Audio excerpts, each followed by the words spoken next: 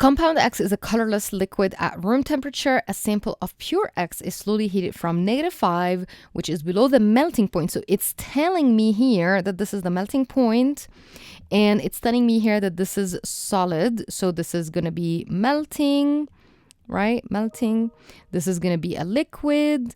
This is going to be boiling, and this is going to be a gas, right? So which is below the melting point to 90, all the way until 90, which is above the boiling point. So the boiling point is going to be right here, okay? So this is the boiling point. It's going to be this amount, all right? Which is maybe 80 or something. We don't know, all right? Because we don't have a grid. Its temperature is measured every minute, and the results are presented.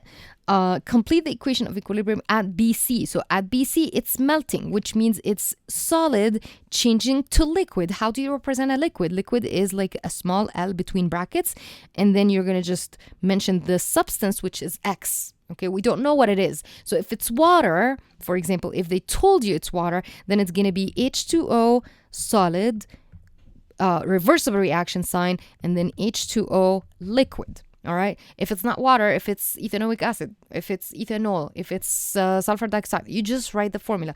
If they didn't tell you what it is, if they just say X, then it's going to be just X in a solid form to X in a liquid form.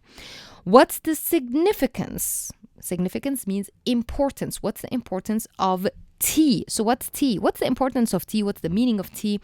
It's just basically the melting point, because it corresponds to line BC, which is the change, the horizontal line that happens for the change to happen from solid to liquid. So this is basically melting point.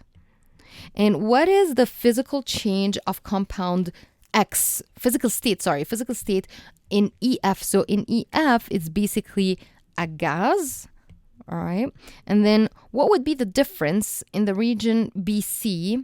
Okay, so BC, the melting, if impure substance. So what happens to melting if it's impure?